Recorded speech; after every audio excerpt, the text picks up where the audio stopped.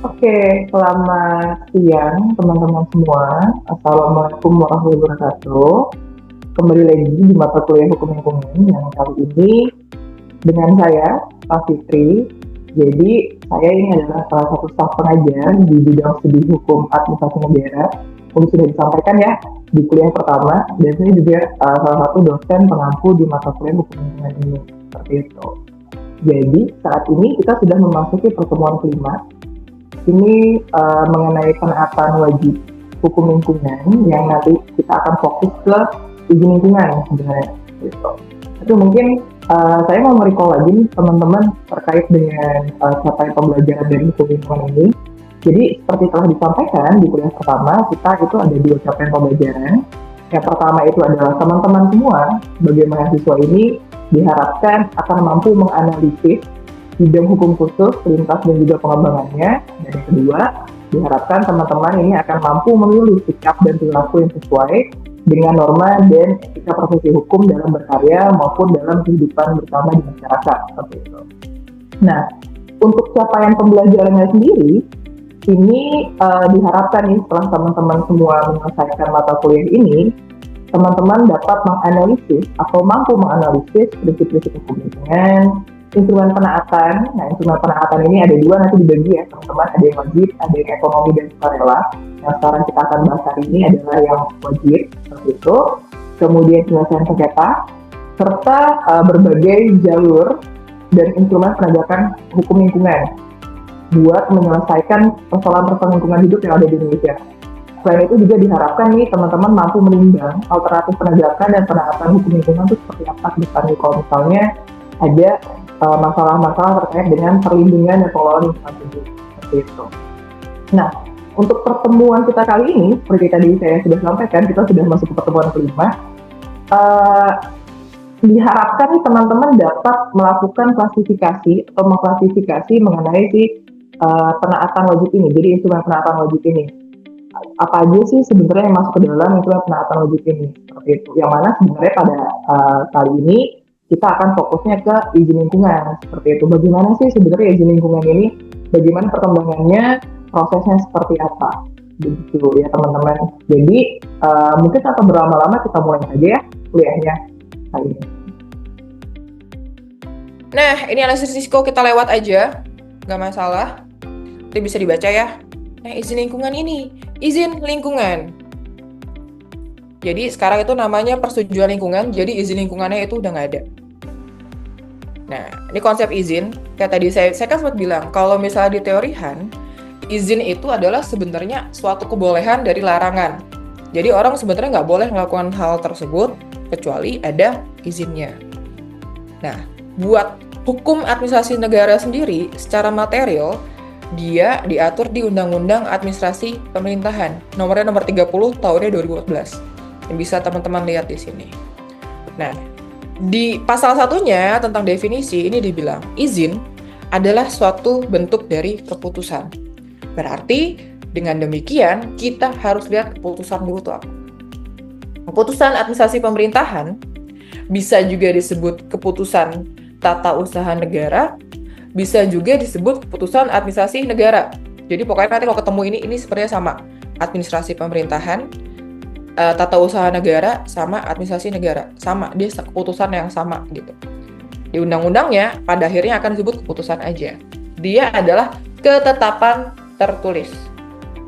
Namanya ketetapan, berarti dia adalah penetapan ya. Penetapan itu sama. Berarti dia sifatnya adalah konkret, mengenai hal tertentu, individual, ada adresatnya tertentu, jadi ditujukannya kepada siapa secara jelas, dan sekali selesai dalam artian dia akan langsung berlaku dan menimbulkan akibat hukum, ketetapan. Dan dia bentuknya adalah tertulis. Kedua, dia akan dikeluarkan oleh badan dan atau pejabat pemerintahan. Jadi nanti dicek di undang-undang ini, siapa aja sih badan dan atau pejabat pemerintahan itu? Gampangnya adalah biasanya dirjen, gampang ya, dirjen tuh. Menteri, presiden, itu masuk tuh ke situ, pejabat pemerintahan. Nah, dikeluarkannya dikeluarkan keputusan ini, dia digunakan dalam penyelenggaraan pemerintahan. Jadi kalau bilang Keputusan direksi, nah itu nggak masuk karena kan itu bukan buat penyelenggaraan pemerintahan sebenarnya, penyelenggaraan perusahaan. Walaupun sebutannya keputusan. Keputusan yang ada di sini adalah dia yang digunakan buat penyelenggaraan pemerintahan. Tapi kan kalau misalnya izin usaha dia buat kegiatan berusaha, ya tapi kan sebenarnya pemberiannya itu dilakukan oleh negara yang berwenang untuk menguasai sumber daya alam berdasarkan pasal 33 ayat 3 Undang-Undang Dasar ataupun misalnya 33 ayat 2, itu tergantung nanti jenisnya apa. Nah, izinnya sendiri, ini kan keputusan di atas, izinnya sendiri dia adalah keputusan dari pejabat pemerintahan yang berwenang. Nah, berwenang di sini dia ada 3 jenis. Pertama, sesuai lokusnya atau lokasinya. Kedua, sesuai dengan waktunya. Yang ketiga, sesuai dengan materinya. Itu adalah kriteria berwenang. Contoh, Dekan FHUI yang sekarang, beliau itu 2023 sampai 2027 ke 2008 gitu. Nah, ya kan, Pak Parul nih contohnya. Nah, Pak Parul itu beliau berwenang secara waktu sekarang. Kalau misalnya beliau mengeluarkan keputusan, berwenang, sama lagi menjabat. Kedua, keputusannya dikeluarkan di FH secara secara lokasi berwenang juga emang di FH.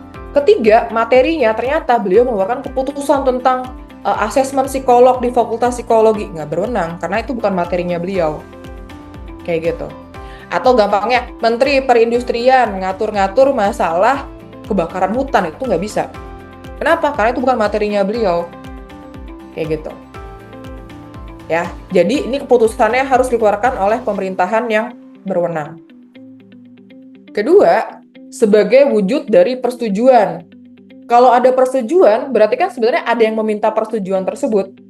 Berarti ada permohonan yang diajukan oleh warga masyarakat. Dan harus sesuai dengan ketentuan peraturan perundang-undangan. Jadi kalau undang-undangnya bilangnya seperti ini, ya harus sesuai. Walaupun dia dikeluarkannya berbagai keputusan oleh pejabat yang berwenang, terus ada wujud persetujuan dari permohonan masyarakat, tapi kalau dia tidak sesuai peraturan perundang-undangan, itu nggak bisa. Dia harus sesuai dengan ketentuan peraturan perundang-undangan. Itu izin.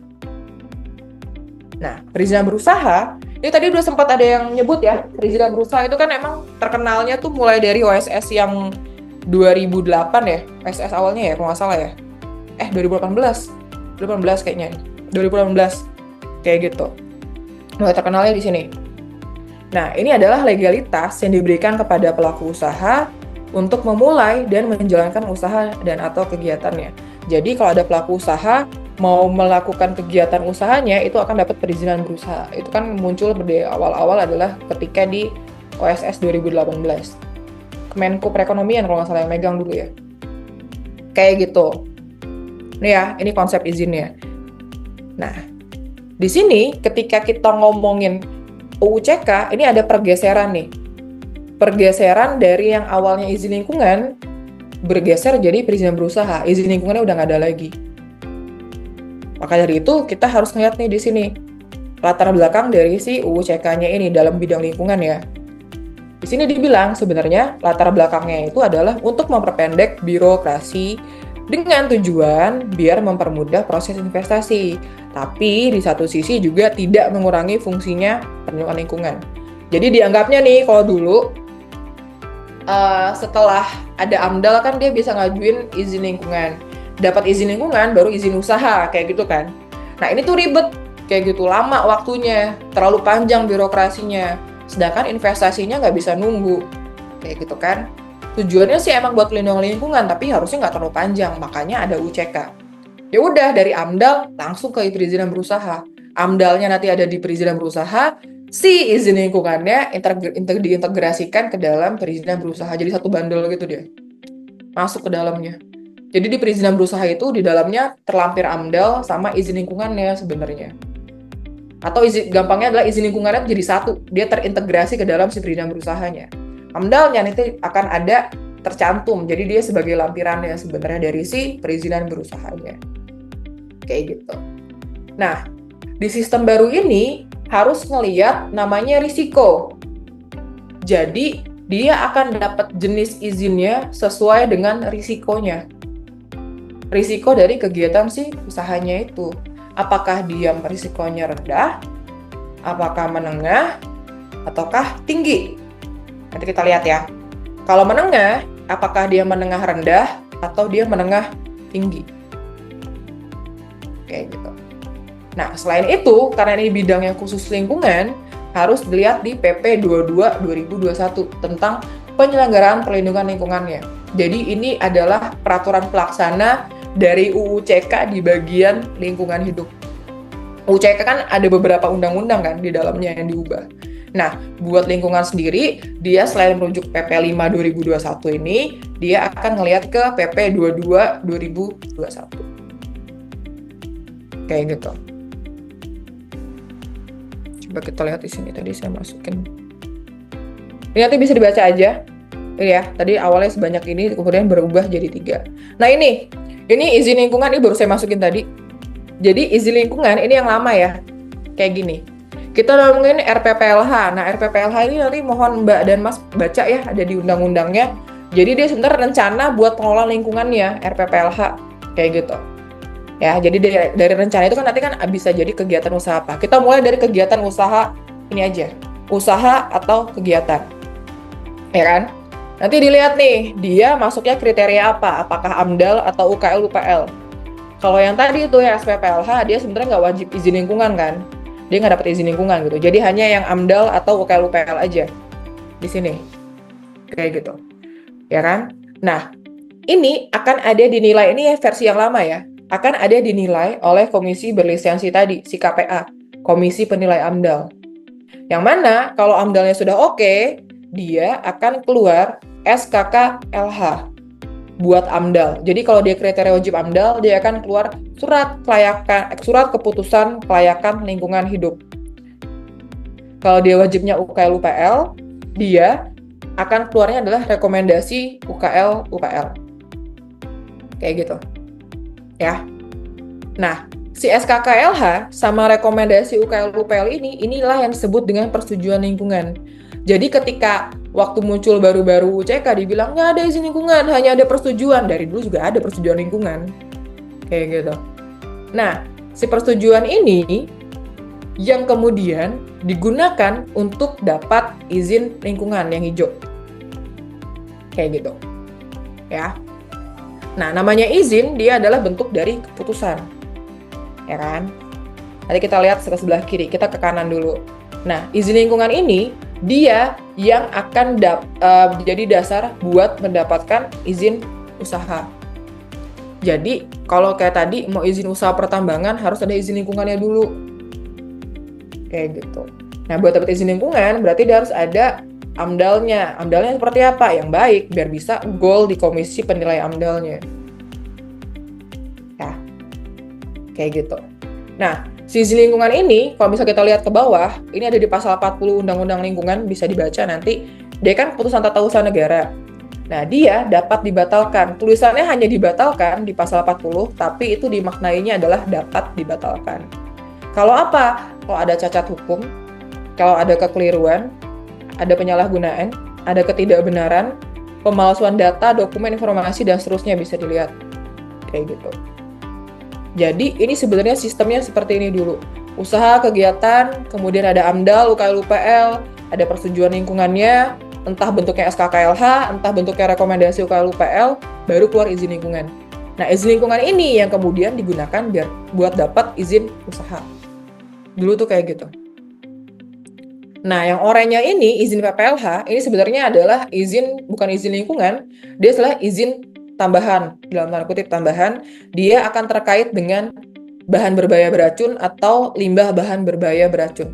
Jadi kalau misalnya nanti dia menghasilkan, terus dia mengelola, dia kegiatannya ada limbah bahan berbahaya beracun, selain ini izinnya ini, dia harus punya izin PPLH namanya. Kayak gitu. Ini ada di undang-undang yang lama, sama PP yang lama. Kayak gitu. Nah, inilah yang kemudian berubah di UU CK. Kayak gitu. Jadi mungkin coba deh. Bisa di ini enggak? Belah sini aja kali ya. Nah, jadi kalau dulu ini kan usaha kegiatan, kan AMDAL ya. Ini AMDAL.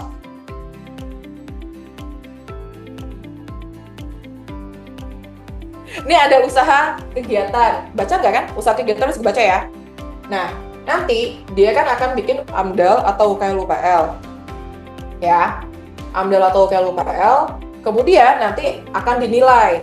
Nah, dari nilai ini, dia akan muncul persetujuan lingkungan hidup. Entah bentuknya SKKLH, atau dia rekomendasi. Ini buat UKL-UKL ya, kalau rekomendasi. Nah, dari sini dia akan ada izin lingkungan. Dari izin lingkungan, baru bisa mengajukan izin usaha. Ini dulu kayak gini. Ini skemanya 32/2009. Kayak gitu. Nah, ini yang kemudian berubah di UU CK. Kayak gitu. Ini dicoret. Ini dicoret jadi perizinan berusaha.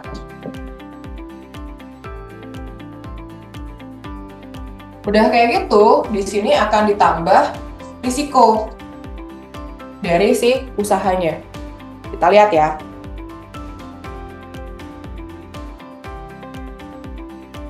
Nah, ini yang non KBLI dan lain-lain lepasin dulu aja. Kita sampai perizinan yang ini aja, perizinan berusaha berbasis risiko, tengah, rendah, dan lain-lain. Kayak gitu. Ini dilewatin aja, yang dari non KBLI ini nih, dan seterusnya ke kanan tuh dilewatin aja. Jadi gini, kita harus ngelihat juga risiko dari si usahanya. Tapi yang harus digarisbawahi adalah dia belum tentu linear dengan AMDAL. Kenapa? Kalau kita melihat risiko, itu pertama merujuknya ke PP 5/2021. Kedua, dia akan lihat KBLI-nya. KBLI adalah kriteria baku lapangan usaha Indonesia. Jadi jenis-jenisnya kode usaha sebenarnya itu. Ya, kayak gitu. Nah, yang wajib AMDAL apa enggak, dia lihatnya di aturan-aturan yang dikeluarkan oleh Kementerian Lingkungan Hidup dan Kehutanan kalau dulu. Sekarang itu Kementerian Lingkungan Hidup aja. Kayak gitu. Bisa jadi yang risikonya tinggi, dia nggak wajib AMDAL. Kenapa? Ya karena tergantung usahanya, dia kode usahanya apa, jenis usahanya apa. Jadi dia tidak selalu linear. Kalau kita misalnya ngomongin tambang, ya otomatis dia risikonya tinggi dan dia pasti wajib AMDAL. Tapi kalau kita ngomongin apotik itu ternyata dia risikonya tinggi, tapi kan dia nggak wajib AMDAL.